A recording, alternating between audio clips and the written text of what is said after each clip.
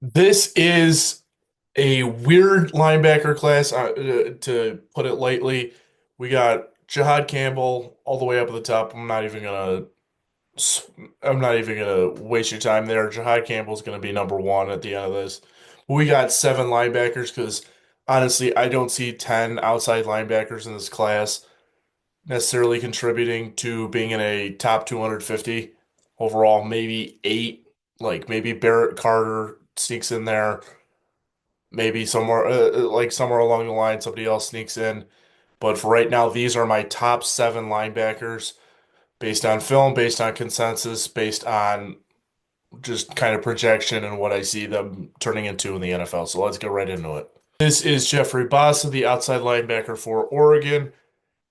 Very good in power rush, has a good swim move and a good rip move. He's got a very good arsenal in terms of his moves to get after the quarterback, got very smooth hips, and has kind of a safety background that's able to improve, like, has a natural ability, natural knack for man coverage.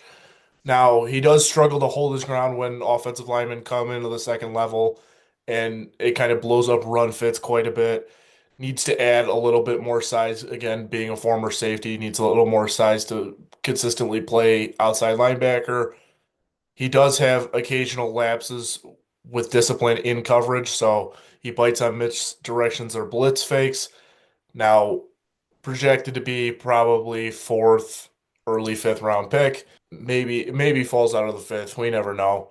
We're gonna move on to number six, Smael Mondon Jr. I apologize if I'm butchering that name at all. Has some burst, had sideline to sideline ability, and had some third down traits and coverage and pass rush reps.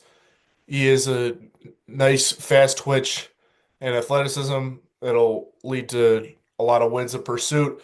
And there's a foot injury though that keeps popping up that was there in 2023 as well in 2024.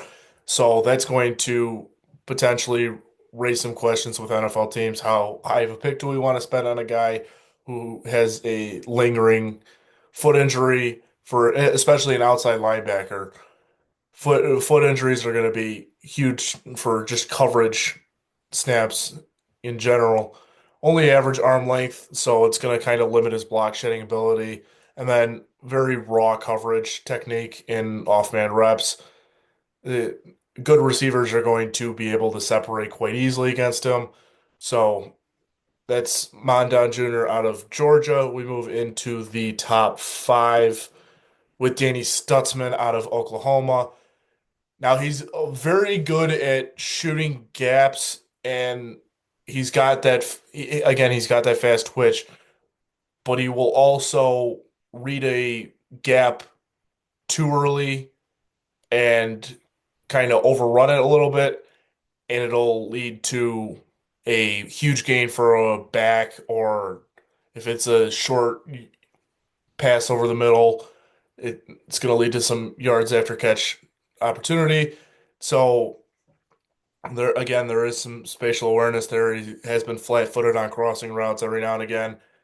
Now he does have, again, he has the downhill trigger, which is what you want to see in a linebacker. Got to work on that side to side a little bit. The linear and lateral movement definitely needs some improvement and needs some refinement in pass drops with the stack and shed technique against zone schemes.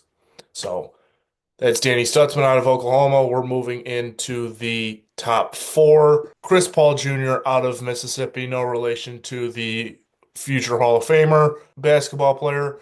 Advanced route recognition with fluid hips and ability to stay tight on running backs and tight ends in man coverage.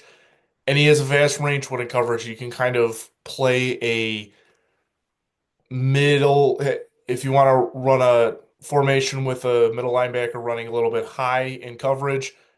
Chris Paul can deliver that for you. Now he does have the occasional tackling lapses with sloppy form, kind of getting his pads a little too high, and then he over pursues a little bit and vacates lanes on certain gap plays. So kind of a raw prospect, but not anything he can't overcome. This moves into the top three with Demetrius Knight Jr. out of South Carolina. Now, when I was making this video and I was trying to make up these graphics, I saw a picture of Demetrius Knight Jr. and I was like, I do not want to be in a room with him. I would be terrified. This dude is a monster in terms of just size, and he looks mean and he plays mean. So he's got a great downhill trigger and great high football IQ, amazing upper body strength, just consistently stacks and sheds blockers with no problem, delivers very important tackles, gets his defense off the field. He does need some improvement in pass coverage techniques and awareness. He's probably going to be a rotational linebacker when he first enters the league. And then tight hips and less fluid change of direction hinder his man upside in pursuit on crossing routes. And then he's a little bit of an older prospect, so the question is how much room does he have to develop? That's always a question for kind of the older guys. As we move into number two, we pretty much know who two and one is at this point. Carson Schwesinger out of UCLA quickly identifies blocking schemes and run fits. He's a very smart player and he's got fluid feet when he's in coverage, but he may require some added strength to handle physicality of NFL offensive linemen, especially when they get into the second level. He does need some discipline and play recognition. When you're a wizard in terms of play rec, there are going to be times where you overreact to a certain scheme or look, and it sometimes burns you a little bit. You jump it a little too early. It's always the philosophy of you'd rather be early than be late, but sometimes you're early and the guy gets behind you and he scores. So I think being early on a read will be a lot easier to fix than necessarily being late on a read because it's about instincts. This moves into number one. I already spoiled at the beginning, but this is Jihaad Campbell out of Alabama, probably going to end up in the top 15 or so of my overall prospects. Possesses this exceptional side to side speed and fluid movement. He's able to cover ground quickly and be effective in both the run and the pass. He can play pretty much any linebacker role. He can play the Sam, he can play the Mike, he can play off ball, he can rush the passer as well. And he does have a little bit, like the instincts are kind of what separates him from necessarily being compared to an all pro right out of the gate. He tends to bite on the ball a little bit too late at times, and then his pad level rises occasionally when tackling in space, leading to extra yards after contact against much more bruising physical running backs. So that wraps up my top seven linebackers. I'm gonna keep pumping out videos all throughout today. We got a live stream starting at 6:15 Central Time. Make sure to like, subscribe, and stay tuned because there's going to be four more videos coming out later today, along with a live stream. It's a big day. Welcome to Draft Day. We're finally here. So, again, like, comment, subscribe. Let me know who your favorite linebacker is, and have a good one.